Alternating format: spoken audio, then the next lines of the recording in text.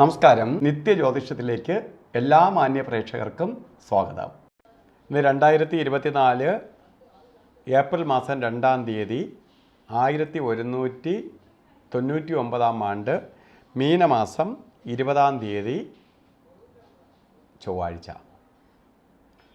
ഇന്നത്തെ നക്ഷത്രം വന്നിരിക്കുന്നത് പൂരാടം നക്ഷത്രമാണ് വന്നിരിക്കുന്നത്. പൂരാടം നക്ഷത്രം പൊതുവേ നല്ല നക്ഷത്രമാണ്, ശുഭനക്ഷത്രമാണ്.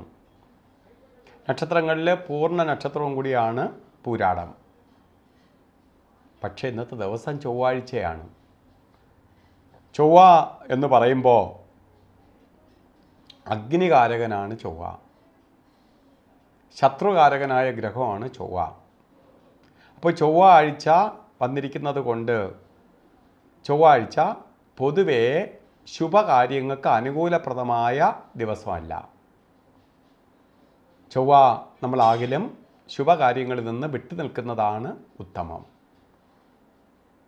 ഇന്ന് ശുഭകാര്യങ്ങളാകിലും ചെയ്യാതിരിക്കുക.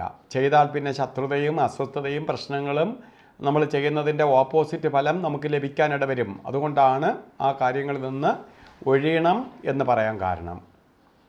പക്ഷെ ഇന്ന് പൂരാട നക്ഷത്രം ബർത്ത്ഡേ വന്നിട്ടുള്ളവർ, മീനമാസത്തിലെ പൂരാട നക്ഷത്രം ബർത്ത്ഡേ ആയിട്ട് വന്നിട്ടുള്ളവർ വളരെ സൂക്ഷിക്കണം. ബർത്ത്ഡേ എന്ന് പറയുമ്പോൾ നമ്മൾ ഒരു വർഷത്തെ ഫലത്തെ ചിന്തിക്കുന്നതാണ് എന്ന് ഞാൻ പറയും, പല എപ്പിസോഡുകളിലും പറയുന്നുണ്ട്. കാരണം എന്താണ്? വാർഷിക ഫലത്തെ ചിന്തിക്കുന്നത് കൊണ്ടാണ് നമ്മൾ ശ്രദ്ധിക്കേണ്ടത്. വാർഷിക ഫലത്തെ ചിന്തിക്കുമ്പോൾ ചൊവ്വ ദിവസം വന്നതുകൊണ്ട് നിങ്ങൾ ഒരു വർഷത്തെ ഫലത്തെ ചിന്തിക്കുമ്പോൾ അഗ്നിഭയം ഉണ്ടാവാം, ആക്സിഡൻ്റ് ഉണ്ടാവാം, കേസ് വഴക്കുകൾ വരാം, ഇങ്ങനെ സാമ്പത്തിക നഷ്ടം ഉണ്ടാവാം, കാര്യതടസ്സം വരാം. ഇങ്ങനെ പലതരത്തിലുള്ള ബുദ്ധിമുട്ടുകൾ നിങ്ങൾ അനുഭവിക്കാനിടയുണ്ട് എന്ന് ഇൻഡിക്കേഷൻ തരുന്നതാണ്. അതുകൊണ്ട് എന്ത് ചെയ്യണം? വളരെ ശ്രദ്ധയോടുകൂടി വളരെ സൂക്ഷിച്ച് പോവേണ്ട സമയമാണ്, വളരെ ശ്രദ്ധിച്ച് പോവേണ്ട സമയമാണ്. കാരണം പലതരത്തിലുള്ള ബുദ്ധിമുട്ടുകൾ നിങ്ങളെ തേടി വരും. അതുകൊണ്ട് നമ്മൾ ചൊവ്വ ആഴ്ച വന്നിരിക്കുന്ന സ്ഥിതിക്ക് 2 ക്ഷേത്രങ്ങളിൽ പോയി പരിഹാരം ചെയ്യേണ്ടതുണ്ട്. പ്രത്യേകിച്ച് സുബ്രഹ്മണ്യസ്വാമി ക്ഷേത്രത്തിൽ, മുരുക ക്ഷേത്രത്തിൽ പോയി ഭസ്മാഭിഷേകം, പഞ്ചാമൃത അഭിഷേകം, അർച്ചന ഇവ നടത്തണം. മറ്റ് ശുഭദിവസമാണെങ്കിൽ അന്ന് മാത്രം ചെയ്താൽ മതി. ഇതങ്ങനെയല്ല, പറ്റുന്ന ചൊവ്വാഴ്ചകളിൽ ചെയ്തു പോകണം. അതുപോലെ ഭദ്രകാളി ക്ഷേത്രത്തിൽ ചൊവ്വാഴ്ച ദിവസം കുങ്കുമ അർച്ചനയും നടത്തിപ്പോണം.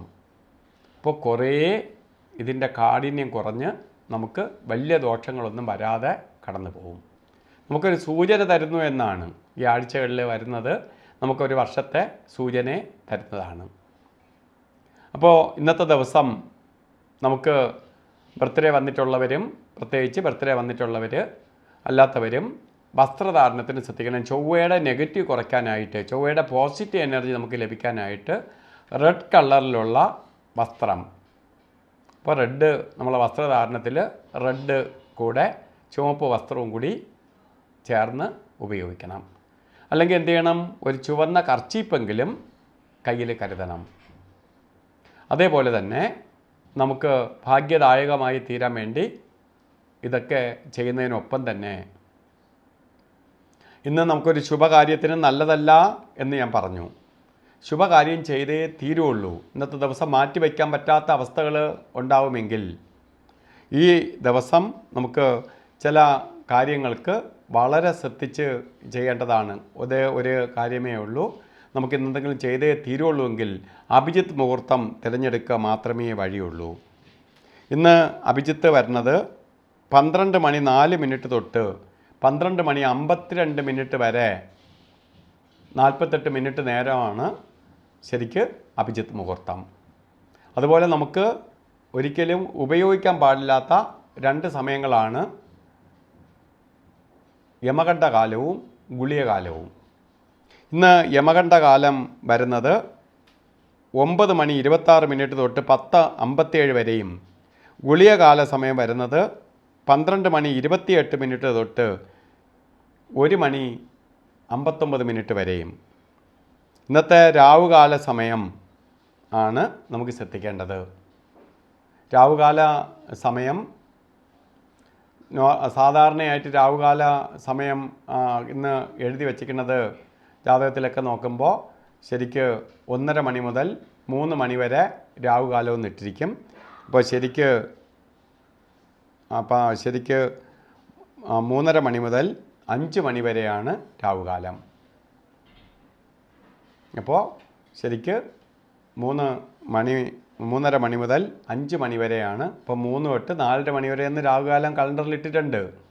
അപ്പോൾ 3 മണി മുതൽ 4:30 മണി വരെയല്ല, ശരിക്ക്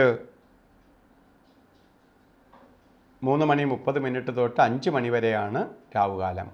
അപ്പോൾ രാവുകാല സമയം യാത്രയ്ക്കോ ഒന്നാമത് അപകടങ്ങളൊക്കെ ഉണ്ടാവുന്ന ദിവസമാണ് ചൊവ്വാഴ്ച.